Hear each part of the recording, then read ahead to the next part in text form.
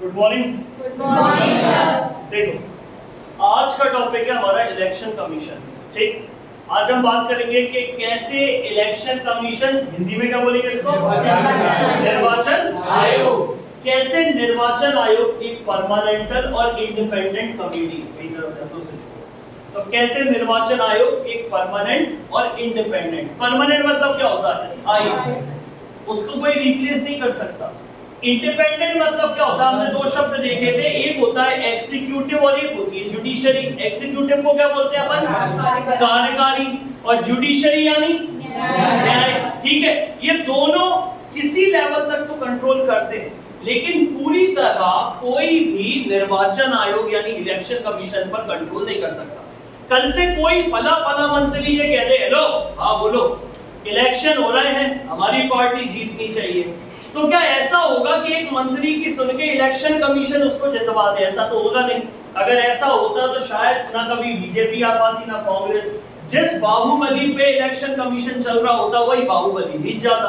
आज अगर मेरा गुनाह में बहुत जोर से लोग चल रहा, कल इलेक्शन, स्टेट इलेक्शन कमीशन, याद करो, राज्य की चुनाव आयोग, जो राज्य चुनाव आयोग होता है वो जैसे म्युनिसिपैलिटी को और पंचायतों के चुनाव करवाता है, सबको पता है। संविधान के कॉन्स्टिट्यूशनल अमेंडमेंट एक्ट यानी संविधान संशोधन अधिनियम, आप याद करो, पंचायती किस में दी गई थी, 73, और 74 में क्या दी गई थी, इन दोनों के चुनाव कौन करवाती है, स्टेट इलेक्शन कमीशन यानी राज्य के चुनाव आयोग करवाती है। लेकिन सेंट्रल में जो इलेक्शन कमीशन बैठी है वो राज्य के चुनाव नहीं करवाती, वो तो सेंट्रल के जो होते हैं उन चीजों को वो संभालती है। इतना क्लियर है? तो इलेक्शन कमीशन के बारे में दो शब्द पहले बहुत इंपॉर्टेंट है, अपने को मेंस का आंसर आए तो भी लिखना है और अगर ओटी आ जाए तो भी लिखना है। तो दो शब्द पहला लिख लो, इंडिपेंडेंट, स्वतंत्र इकाई है। तो इलेक्शन कमीशन क्या है ये भाई साहब, एक तो ये स्वतंत्र इकाई है यानी इंडिपेंडेंट, और दूसरी ये स्थायी है, परमानेंट यानी स्थायी कमीशन यानी आयोग है।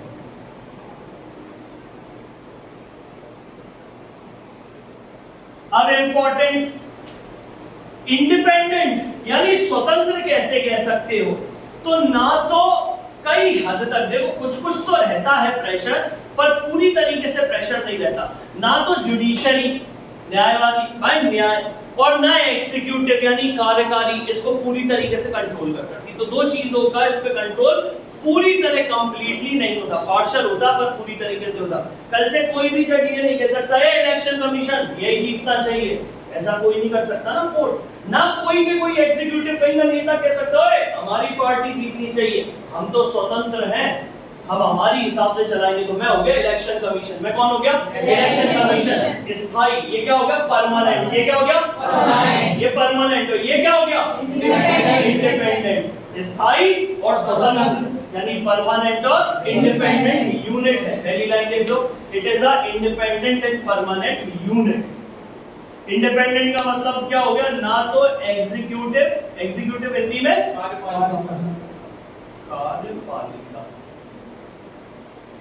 और एक और हो गया जुडिशरी या न्यायपालिका। इसके मामलों में क्या कर सकती, हस्तक्षेप कर सकती, या लेजिस्लेचर भी बोल सकते हो इसको, लेजिस्लेचर, विधायिका, लेजिस्लेचर यानी विधायिका, इसको क्या कर सकती है, कंट्रोल कर सकती है। सबसे पहला क्वेश्चन जो हमें ओटी में मिलेगा कि इलेक्शन कमीशन दिया किसमें, तो सबसे पहले देख लो, ये बैठी आएंगे अपने आर्टिकल 324, ये पहला कौन है, आर्टिकल 324, ये कौन हो गया, आर्टिकल 324। तो स्टार्टिंग कैसे करेंगे, in the constitution article 324 the particularly existence of an individual body which we get over here is election commission. Bharat के संविधान के अनुच्छेद कौन सा, 324 हमें एक स्थायी के बारे में वर्णन करता है, उसका नाम क्या है, चुनाव आयोग। ये पूर्ण रूप से क्या है, स्वतंत्र एवं स्थायी इकाई है। सबको क्लियर है इतना? फटाफट देख लो, बुक के हिसाब से चल रहे हैं आपके। ठीक है,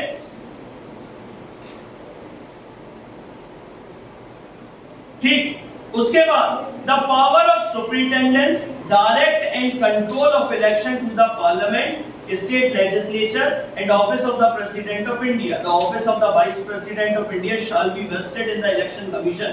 Thus, the election commission is an all Indian body in sense that it common to the both of central government and the state government. तो याद रखना, इलेक्शन कमीशन क्या करती है? कंट्रोल करती है। क्या करती है? कंट्रोल। यानी कई तरीके से इसका अधिपत्य चलता है किसमें? सेंट्रल गवर्नमेंट में भी और स्टेट गवर्नमेंट में भी। तो देख लो सीधा का सीधा, ये किस किस को कंट्रोल करती है? कहीं ना कहीं ये स्टेट गवर्नमेंट में भी इसका अस्तित्व देखने को मिलता है और सेंट्रल गवर्नमेंट में भी हमें इसका अस्तित्व देखने को मिलता है। अब क्वेश्चन, इतनी बकवास में हमें कौन सी चीज याद करनी है? तो मुद्दे की बात हम लोग भूल गए। ये किस आर्टिकल में दिया है दादा भाई? आर्टिकल 324, मैंने ऊपर ही लिख दिया, बस ये है मुद्दे की बात। ये स्वतंत्र इकाई है और ये परमानेंट एस्टैब्लिशमेंट रखती है। बस ये दो चीजें याद करनी है। तो अब तक के लेक्चर में हमें सिर्फ ये याद करना है। ये कौन सा है? आर्टिकल 324। आर्टिकल 324 सबको क्लियर हो गया? It must be noted, election commission is not concerned with the election to the panchayat and municipality. भाई साहब मोस्ट इंपॉर्टेंट, देखो भाई, सबसे पहले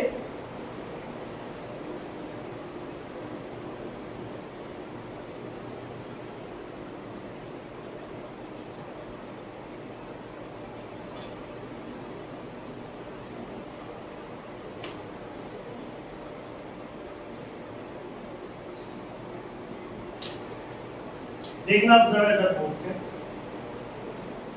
तो फर्स्ट थिंग, हम लोगों ने हमारे प्रीवियस लेक्चर्स में दो चीजें पढ़ी थी, एक 73वां संविधान संशोधन, एक 74वां कॉन्स्टिट्यूशनल अमेंडमेंट एक्ट, और ये था कॉन्स्टिट्यूशनल अमेंडमेंट एक्ट। 73rd किससे रिलेट करता है? पंचायती राज। पंचायती राज का पहला नाम लोकल सेल्फ गवर्नमेंट, जिसको क्या बोलते थे? स्थायी ग्रामीण स्थायी स्वशासन पद्धति। अगला 74 किससे रिलेट करता है? म्युनिसिपैलिटी से, ये तो पता ही होगा। इन दोनों के इलेक्शन कौन लेता है? स्टेट इलेक्शन कमीशन, यानी राज्य चुनाव आयोग। तो सीधी सिंपल सी बात है, इलेक्शन कमीशन का कंट्रोल किस पे नहीं होता? पंचायती राज और म्युनिसिपैलिटी, दो चीजें लिख लो बस। इसके अलावा जो कुछ भी है उसका अधिकार किस पे रहता है? इलेक्शन कमीशन का। वैसे दो चीजों के चुनाव में उसका हस्तक्षेप नहीं रहता, क्योंकि इन दोनों को सेपरेट कर दिया जाता है स्टेट इलेक्शन कमीशन से। आपके दूसरे पैरा में लिखा है एम लक्ष्मीकांत में एज इट इज। क्लियर है सबको? कोई डाउट? तो दो चीजें सीखी, मेरी तरफ ध्यान दे लो, काम करना। सबसे पहले हम कौन सा टॉपिक पढ़ रहे हैं? इलेक्शन कमीशन यानी चुनाव आयोग। भारत के संविधान के किस संशोधन उसमें दिया गया है? अनुच्छेद में तो in which article of the Indian constitution it has been highlighted? Article 324। ये कैसी बॉडी है? इंडिपेंडेंट और परमानेंट। तो इसकी इकाई कैसी है? ये स्वतंत्र इकाई है और स्थायी इकाई है। कंफर्म?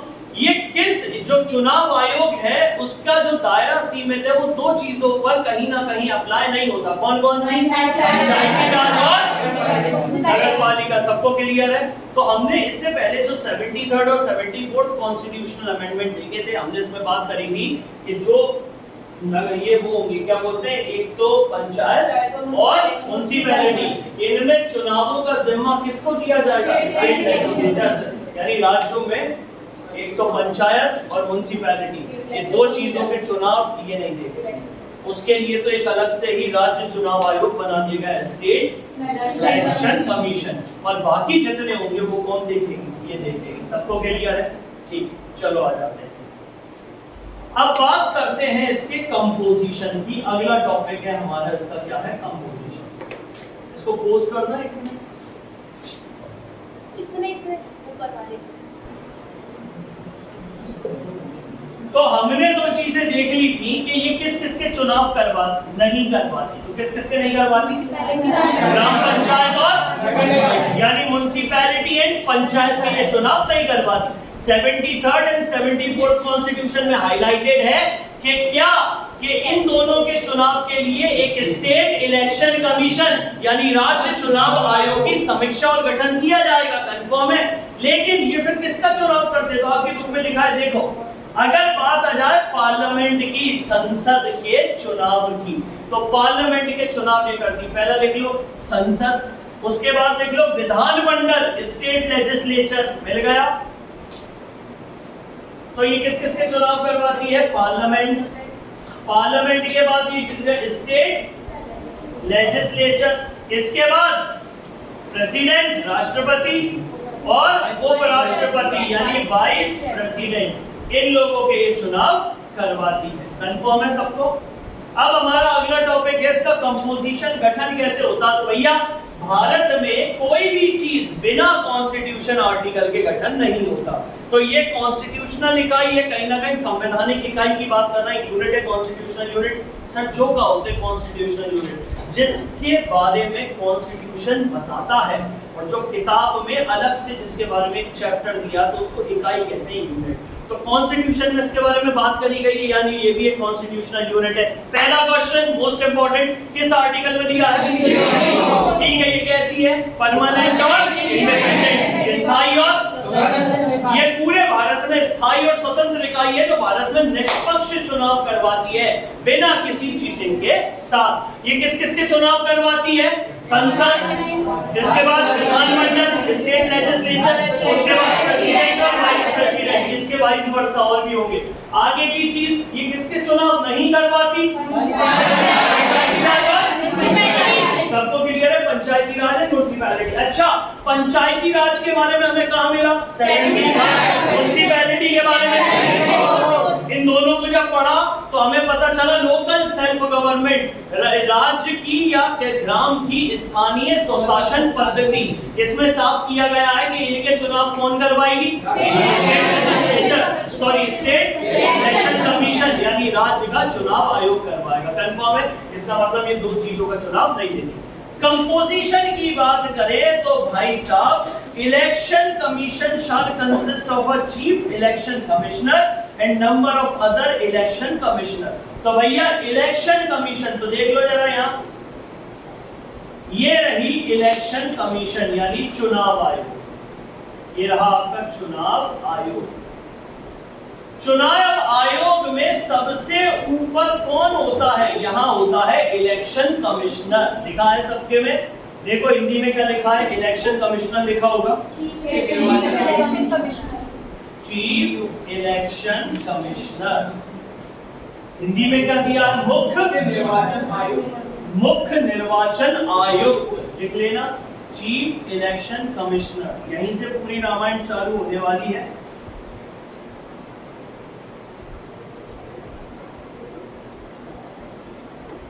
चीफ इलेक्शन कमिश्नर, ठीक है। अगली चीज, ये कौन सा आर्टिकल है बेटा, पार्लियामेंट पढ़ाई थी, एक अभिन्न अंग था, कौन सा, राष्ट्रपति। हमने पढ़ा था जितनी भी चीजें होंगी वो कैबिनेट और जो होगा कौन, पीएम, वो दोनों जाके किससे कहेंगे, बेटा प्राइम मिनिस्टर को, प्रेसिडेंट साहब, राष्ट्रपति जी चिड़िया बिठा दो। तो सीधी सिंपल सी बात है, इलेक्शन कमिश्नर की नियुक्ति यानी नियुक्ति, अपॉइंटमेंट कौन करता है, प्रेसिडेंट। बाजू में लिख लो, उसको इलेक्ट कौन करेगा, प्रेसिडेंट। कमिश्नर को अपॉइंट कौन करता है, प्रेसिडेंट, राष्ट्रपति। इसकी नियुक्ति खाता है, इसकी नियुक्ति करता है। कंफर्म है। तो मैं बस एक बात करता हूं, नियुक्ति और भाई साहब, और टाइम टू टाइम जब भी जरूरत पड़ेगी, हटाने वाला भी वही, बनाने वाला है तो बनाने वाला है भगवान, मिटाने वाला है भगवान। ठीक है, भगवान कौन है यहाँ पे, प्रेसिडेंट, सबको याद हो गया। तो दो चीजें, इलेक्शन कमीशन का हेड कौन होता है, चीफ जस्टिस है, चीफ इलेक्शन कमिश्नर। क्या हो जाएगा, मुख्य निर्वाचन आयुक्त।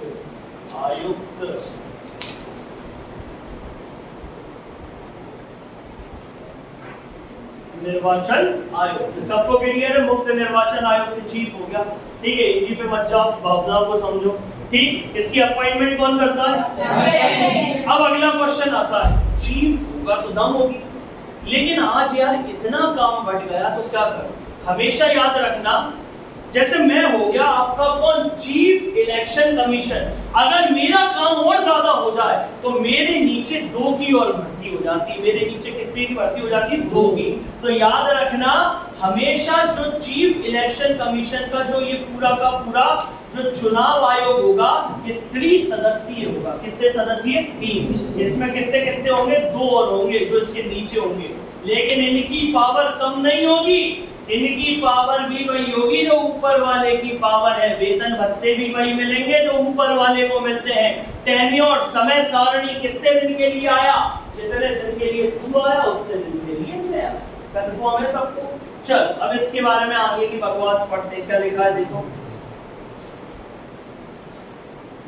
तो भैया ये ऊपर लिखा है मुख्य चुनाव आयुक्त, तो हमने पहले ही इसके बारे में पढ़ लिया था। चाहे ये मुख्य चुनाव आयुक्त हो और इसकी मदद करने के लिए 2 अलग अपॉइंट किए गए हो, अगर इन सब की बात करें तो इन सब की नियुक्ति कौन खाएगा? प्रेसिडेंट। सबको क्लियर है? It is appointed by the president. चलो आगे देखते हैं।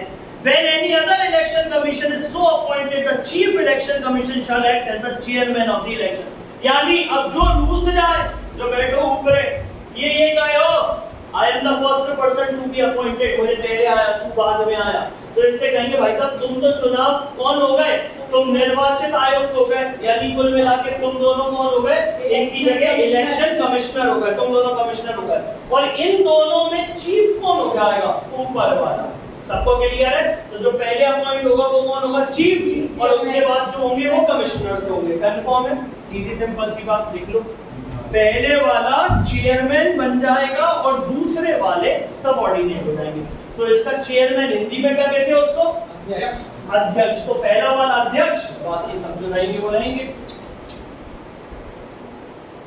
तो इसको इस तरीके से लिख लेते हैं कि फर्स्ट जो होगा वो कौन होगा? अध्यक्ष, चेयरमैन, और बाकी के जो 2 नीचे होंगे वो कौन होंगे? Chief election commissioner, chief election commissioner, chief election commissioner, यानी रंगे तो सब चीफ इलेक्शन कमिश्नर, लेकिन जो पहला फर्स्ट होगा वो कौन हो जाएगा? उसका चेयरमैन हो जाएगा। सबको क्लियर है?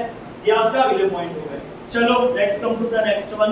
The president may also appoint after consulting with the election commissioner such as the regional commissioner as to be considered necessary for। सीधी बात है। ये सोचो ये सादगी है, ये कमिश्नर, इसको जरूरत नहीं, इसने कह दिया मैं सारा काम संभाल लूंगी, तो इन 2 की जरूरत नहीं। कंफर्म है? लेकिन अगर इसको काम की जरूरत है, इसका काम बढ़ गया है, तो प्रेसिडेंट पापा पूछेंगे इससे, क्यों भैया 2 और अपॉइंट कर दूं? एक अपॉइंट नहीं होता, फिर 2 ही होते हैं, तो अपॉइंट कर दूं क्या? इसने कहा हाँ सर कर दो। तो आप सोचो पापा किससे पूछने आए? तू अब हो जाएगा चेयरमैन, और तेरे नीचे जो अपॉइंट होंगे वो मैं तुझसे ही पूछ रहा हूँ कि तुझे कौन चाहिए।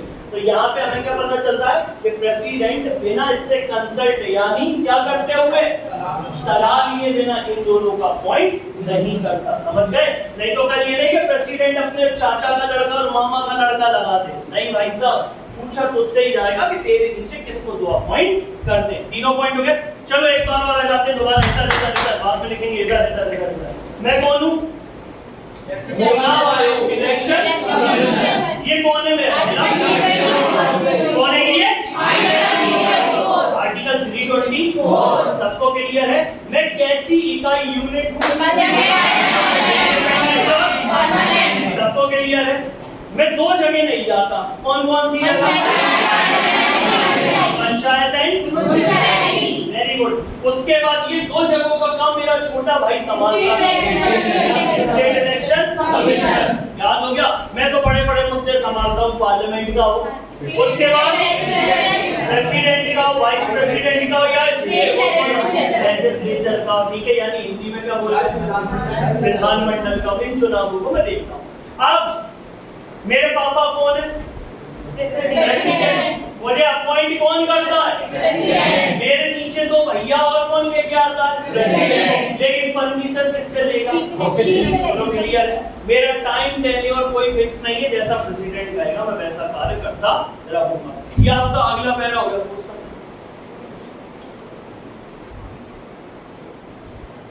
अब थोड़ा इतिहास में चले जाते हैं। इतिहास क्या कहता है? इतिहास एक बहुत बड़ी घटना के बारे में बताता है। पहली चीज, अगर मैं 1950 से बात करूं तो पहले जो चुनाव में वोट डालने का अधिकार था वो 21 साल वाले बच्चों के लिए था, सबको पता है। यानी 21 के हुए तो ही आप क्या करोगे, यहां तक तो आप 21 के होगे तभी आपको वोटिंग राइट्स मिलेंगे।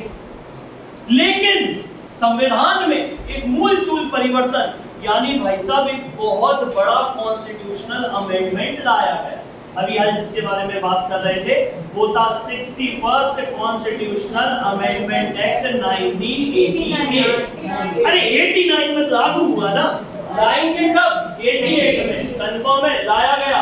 और इसने वो चीज करी जो किसी को नहीं पता थी। इसने जो 21 साल थी उस 21 साल को घटाकर 18 इयर्स क्या कर दिया? कंफर्म कर दिया। कंफर्म है, यानी the age limit for the applied in election was decreased from 21 to 18। बड़ा सिंपल सा हुआ। ये वाला कॉन्स्टिट्यूशनल अमेंडमेंट याद रखना, 61st कॉन्स्टिट्यूशनल अमेंडमेंट 1988, जिसने आपको वोटिंग राइट्स दे दी। कंफर्म है। अब 21 साल तक के लोग पहले देते थे, अब 18 साल कर दिए। भयंकर तरीके से आबादी बढ़ गई। अब इलेक्शन कमीशन के ऊपर क्या आने लगा? प्रेशर। क्या बनने लगा? प्रेशर।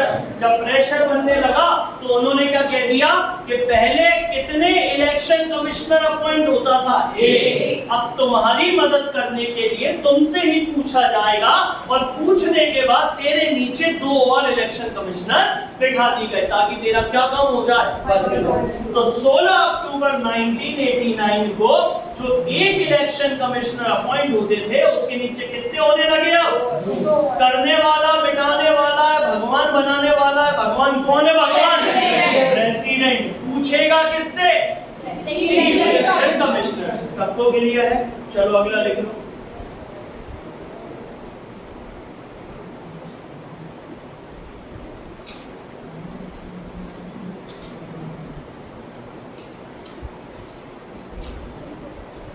इसके बाद जनवरी 1990, यानी जनवरी आते आते 1990 तक फिर उन्होंने कह दी हमें जरूरत नहीं।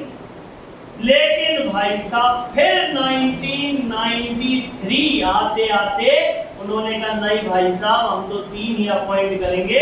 और आज तक 2021 से लेके आगे तक की व्यवस्था लागू कर दी गई। दिस पर्टिकुलर फैसिलिटी कि आप जो इलेक्शन कमीशन होंगे उसमें कितने चीफ इलेक्शन कमिश्नर हुआ करेंगे? कितने होंगे? 3। अपॉइंट कौन करेगा? टेन्योर कौन डिसाइड करेगा? प्रेसिडेंट। समय सारणी, इनकी सैलरी कौन डिसाइड करेगा? प्रेसिडेंट। आज के टाइम में कितनी सैलरी होती है? 2.5 लाख। कचून के तो हमें डॉलर आ जाते हैं, मैं ही बन जाती, कितना अच्छा होता। ठीक, अगला दे होल्ड द ऑफिस। इनका समय सारणी है, कितने देर तक के लिए रहते हैं? 6 साल। जल्दी देख लो ये कितना टाइम पीरियड होता है इनका? तो इनका टाइम पीरियड होता है, कंपोजिशन में ये लिख लेना, फॉर 6 इयर्स। 6 साल के लिए अपॉइंट होते हैं।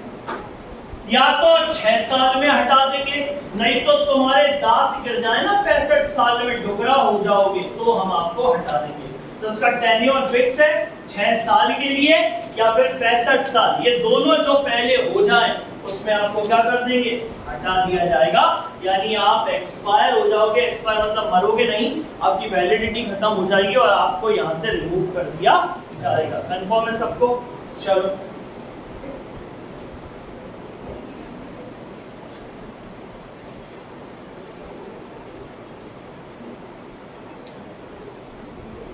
इतना हो गया, आगे बढ़े। बड़ा छोटा सा टॉपिक है, आपको दिमाग में मेरी बात सुनना, काम करता हूँ। इंडिपेंडेंट यानी स्वतंत्र इकाई है। अपॉइंट कर बनाने वाला है भगवान, हटाने वाला है भगवान। प्रेसिडेंट ने कसम दिला दी थी कि बाप कसम तुम्हें हटाया नहीं जाएगा, तुम्हें सेफ्टी देंगे, जज ग्राउंड ऑफ द जज इन सुप्रीम कोर्ट। सुप्रीम कोर्ट में भाई साहब बात लाई जाएगी, और सुप्रीम कोर्ट से पहले वही संसद वाला प्रोसीजर लाओ, दोनों सदनों में प्रूफ करवाओ, और उसके बाद सुप्रीम कोर्ट तुम्हें टाटा बाय बाय कह सकती है। ये तरीका होता है। तुम्हें एक ही पद्धति से हटाया जाएगा, या तो कोई स्पेशल मेजोरिटी विशेष बहुमत के द्वारा। पता है ना संसद में विशेष बहुमत अपन ने पढ़ा था, 2/3 याद करो। एक होता साधारण बहुमत, एक होता विशेष स्पेशल मेजोरिटी। वो चीजों से तुम्हें हटाया जाएगा। तुमने किसी को गाली गलौज कर दी, वहीं खड़े हो तुमने पीएम को कुछ कह दिया, या फिर भाई साहब तुमसे कोई ऐसी भूल हो गई जो होना नहीं चाहिए, या तुम इनकैपेबल हो, असमर्थ हो, सक्षम ही नहीं हो, तो तुम्हें हटा दिया जाएगा। सर्विस कंडीशन जो होती है उसमें कोई भी चेंजेस नहीं आएंगे, सैलरी आपकी फिक्स रहेगी। Removal of the recommendation of the chief election commissioner, नीचे के जो दो हैं जिनको अपॉइंट किए गए थे, वो भी ऊपर जो चेयरमैन है उसकी आदेश बिना हटाया नहीं जाएगा। बड़ा सिंपल सा प्रोसीजर है, कोई दिक्कत है इसमें? अगला, दो द कॉन्स्टिट्यूशन सेफगार्ड, आपको सुरक्षा देता है इलेक्शन कमीशन को, लेकिन फिर भी आपको नोटिफाइड कर सकता है। कॉन्स्टिट्यूशन इज नॉट प्रिस्क्राइब, इसके बारे में क्या नहीं बताएगा कि इसकी क्वालिफिकेशन कितनी है, इसके मेंबर कितने होंगे। उसके बाद ये स्पेसिफिक नहीं किया गया कि इलेक्शन कमिश्नर के मेंबरों के बारे में। उसके बाद ये नहीं बता पाया कि गवर्नमेंट इसका अपॉइंटमेंट करेगी। तो ये क्यों नहीं बताया संविधान ने? ये छोड़ दिया प्रेसिडेंट पे। आने वाली सरकार आएगी, वो अपने प्रेसिडेंट राष्ट्रपति से बात करेगी, और वो अपने हिसाब से किसको अपॉइंट करेंगे? इलेक्शन कमीशन को। टेन्योर वेन्योर ये सारी चीजें किस पे छोड़ दी? रूलिंग पार्टी पर, जो सरकार बनाएगी। यानी इसमें कॉन्स्टिट्यूशन ने कुछ नहीं। कितना पढ़ा लिखा चाहिए? तो ऐसे कामों में पढ़े लिखे नहीं, एक्सपीरियंस व्यक्ति चाहिए। तो एक्सपीरियंस व्यक्ति उस टाइम कौन देखेगा कि भाई साहब भविष्य में कोई बैठ गए होंगे, चित्रगुप्त ने कह दी नहीं, भरत किरार नाम का एक आदमी आएगा तो बहुत ऐसा आप ढूंढते रहो, वो भरत किरार है। इसलिए ये सब प्रोसीजर खत्म करके संविधान ने कह दी तुम अपने हिसाब से चट्टा बट्टा कर लेना, हमें कोई टेंशन लेने की जरूरत नहीं। अब मेन चीज, मैं कौन हूँ? Election commission. दो जगहों के चुनाव में नहीं देखता, कौन कौन से? मैं बड़े बड़े लेवल के देखता हूँ, सबको पता। मेरा आर्टिकल बता दो।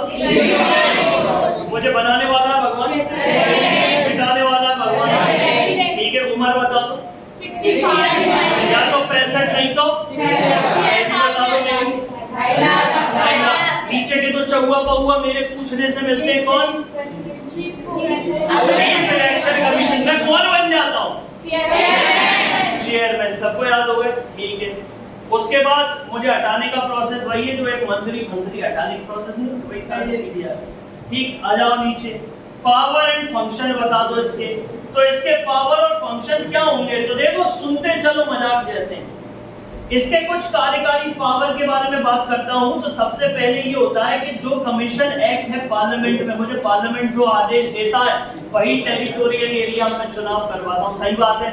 ऐसा तो नहीं है कि पूरे भारत में एक साथ चुनाव करवा देता हूं, नहीं। जहां पे मुझसे कहिए मैं वहां चुनाव करवाऊंगा, पहली चीज। दूसरा क्या कहते हैं? Preparation and periodically reverse election rules and registration. भैया कौन कौन खड़ा हो रहा है? उसने कहा हम नथू लाल हम खड़े होंगे। तो चलो आ जाओ बेटा, फाइल करो, भरो, नामांकन भरो। याद है? तो मैं नामांकन भरवाता हूँ। नामांकन के बाद भाई साहब पेपर पे नॉमिनेशन देखता हूँ कौन लायक है। एक आदमी 70 मर्डर केस, मैं भी भरूंगा। नहीं भैया तू नहीं आएगा। मैं अंगूठा टेक, उम्र कितनी हो गई? 70 साल का। भैया डोकरा तू तो मर जाएगा, तुझे इलेक्शन में खड़ा नहीं करना।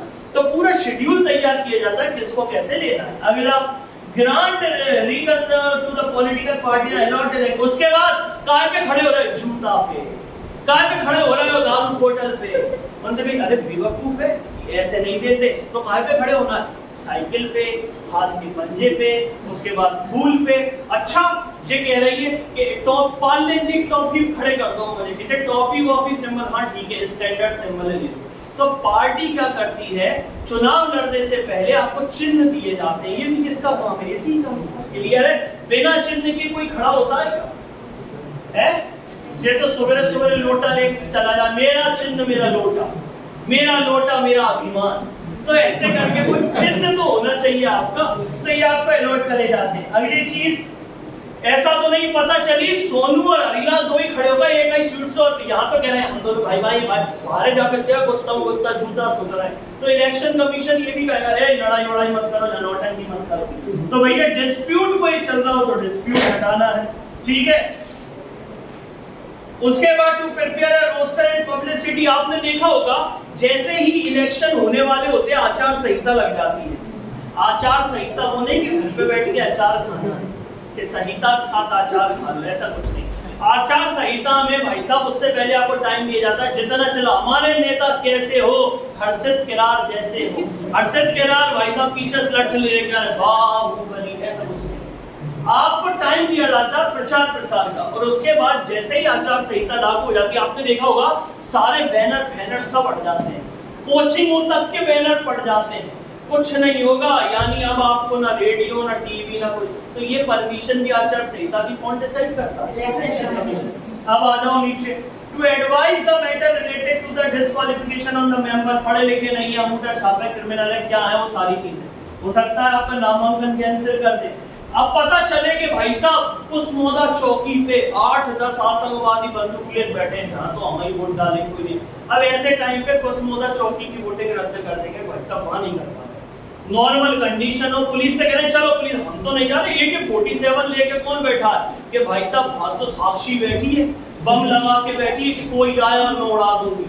तो ऐसे पता है कि ऐसे पे दंगे हो रहे हैं, तो ऐसी पोलिंग ही रद्द कर दी जाती। तो ये भी अपना क्लियर एग्जांपल हो जाता। प्रेसिडेंट और गवर्नर भाई साहब स्टाफ नेसेसरी, आपने देखा होगा टीचरों की जॉब लगती है, टीचरों के बाद पुलिस वालों की जॉब लगती है। एक भाई साहब प्रोटोकॉल अधिकारी अपॉइंट कर देते हैं, उसमें से जो सबसे वरिष्ठ टीचर उससे कहते हैं भाई साहब पूरे बैलेट बॉक्सेस की जिम्मेदारी तुम्हारी। वो क्या बात, और मैं तो बेस्ट स्पीकर पे मालूम कहीं का भी आदमी का ले जा भैया ले जा, इसको बना दिया बैलेट अधिकारी। क्या ऐसी जा रही इनको प्रोसेसिंग ने कही दे तुम मिला ठीक है जी ले जाओ। तो ऐसो को भी सिक्योरिटी देना कैसे का करना, वो सारे काम कौन करता है? Election commission. कंफर्म है सबको? चलो ये हो गया। अगला इसके बाद अगर supervise the machinery of the elections in the country to ensure the free and fair election. ऐसा तो है नहीं कि भाई साहब खटीक और श्याम रघुवंशी दोनों पहुंचकर बूथ पे और प्रिंस भैया इलेक्शन करवा लो। प्रिंस भैया खटीक ने कही जब तक प्रिंस भैया चाय पी के चलो रे, तो श्याम रघुवंशी लगे 1 2 3 4 वेदिका दीदी को जय जयकार, 1 2 3 4 वेदिका दीदी जय जयकार, वेदिका चटा दी। ऐसा नहीं होता, ऐसा करना ही नहीं। फेयर इलेक्शन होंगे, क्या होंगे? Fair election. चलो भैया ठीक है। Rule of the order period of the emergency after the 1 year. Emergency के टाइम तो वैसे इलेक्शन नहीं होते, 1 साल का टाइम दिया जाता है, उसके बाद अपने इलेक्शंस होते हैं। ये सारी बातें अपन कर चुके हैं। तो ये पूरी रिस्पांसिबिलिटी इलेक्शन देने की किसकी है भाई साहब? Election commissioner. इनमें से कोई भी 5 उठा लेना और लिख देना। कंफर्म है? चलो खत्म। Vision mission and principle. तो विजन तो सबको ही पता, उद्देश्य क्या होता है? भारत में अच्छे लेवल पर ईमानदारी से योग्य शासक को चुनना ही क्या कहलाता है? इसका विजन। लिख लोगे एक लाइन में। अगला जाओ मिशन, सेफ्टी, सुरक्षा, सभी अपने अपने इलेक्शन में भागीदारी दें और एक हम सब मिलके एक अच्छे आदमी को, बंदे को इलेक्ट करें। हमारा मिशन हो गया। गाइडलाइन वही है, कितने समय पे लेना है, कैसे एनवायरमेंटल पे लेना, कौन सी पोलिंग होगी, किस जगह होगी, फेयर इलेक्शंस होने चाहिए, नामांतरण सही होने चाहिए, लोग इकट्ठे होने चाहिए, सबकी फैसिलिटी, पुलिस वालों की सिक्योरिटी, ये सारी क्या हो गई? Vision and principles of the election. बंद कर दो सीताराम। ये हो गए सबको।